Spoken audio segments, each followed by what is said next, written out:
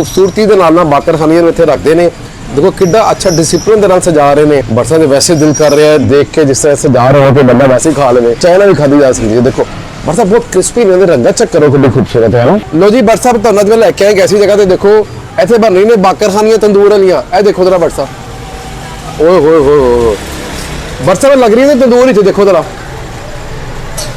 बिल्कुल जी तंदूरी च रखियां ने, बड़े स्टाइल दे नाल रखियां ने। तुसीं देखो कि एक बाकरखानी नूं किस तरह रखा गया है इत्थे, कितनी तादाद बन रही है इत्थे बाकरखानियां। और ये देखो जरा क्या बात है। ए जगह केड़ी है? आउटफॉल रोड है ते बरसा बंदा कोई गलबात करो इन्हां दे नाल थोड़ी बहुत। अस्सलाम वालेकुम, की हाल चाल है? ठीक ठाक हो? अच्छा जी ये रेसिपी दसो, सूजी ते बनदी ने, मैदे दी बनदी ने, कादियां बनदियां ने? ये मैदे दी बनदी है।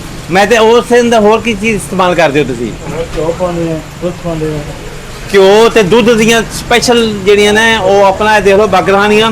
ਤੁਸੀਂ ਬੜੇ ਬੜੇ ਸਟੋਰਾਂ ਦੇ ਬਕਰਹਾਨੀਆਂ ਖਾਧੀਆਂ ਹੋਣਗੀਆਂ। ਗੋਲ ਬਕਰਹਾਨੀਆਂ ਹੁੰਦੀਆਂ ਨੇ, ਖਤਾਈ ਬਕਰਹਾਨੀਆਂ ਹੁੰਦੀਆਂ ਨੇ ਜਨਾਬ, ਟਾਈ ਬਕਰਹਾਨੀਆਂ ਹੁੰਦੀਆਂ ਨੇ ਔਰ ਲੰਮੀਆਂ ਬਕਰਹਾਨੀਆਂ। ਲੇਕਿਨ ਇਹ ਬਕਰਹਾਨੀ ਸਪੈਸ਼ਲ ਇੱਥੇ ਆਊਟਫਾਲ ਰੋਡ ਤੇ ਬਣਦੀਆਂ ਨੇ, ਬਹੁਤ ਹੀ खूबसूरत और तंदूरी बाकरखानी है। हाँ जी तंदूरी बाकरखानी की यार दो सज्जन मेरे जेडे भी बाकरखानी के शौकीन ने, पर Hong Kong, Taiwan, Singapore, Korea, China जितने भी लोग इतने आन वो बाकरखानी जरूर ट्राई करन। चाह दे नाल किहदे नाल खावे बंदा? चाय ना खाओ, दूध ना खाओ।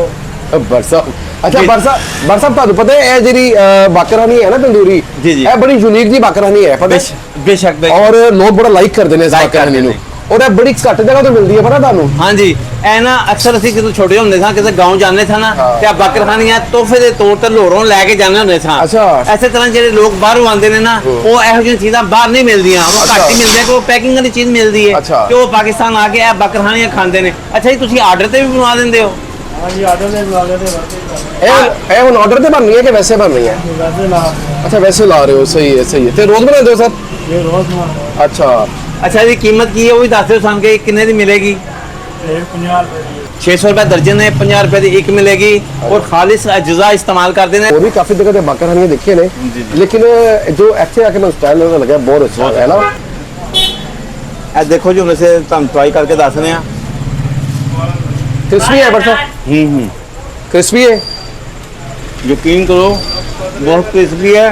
इसमें ना वो लेज नहीं है, ये बिल्कुल ऐसा लग रहा है जैसे हम कोई केक रस खा रहे हैं। अगर तुसीं लेनी होवे तुसीं इत्थे आ सकदे हो। हजवेरी नान शॉप जे आउटफॉल रोड ते बड़ा अच्छा इनका सेटअप, इन्हां दा सेटअप बहुत अच्छा लग्या मैनूं। साफ सुथरी मेकिंग कर रहे हैं और जी बाकरखानी है बड़ी क्रिस्पी है, बड़ी खस्ता जी लग रही है। तो मैं भी घर से पैक करवा लगा। वीडियो चंगी लगी हुए तो लाइक करना, सब्सक्राइब करना, कमेंट्स करना। व्हाट्सएप इजाज़त लीजिए। अस्सलाम वालेकुम।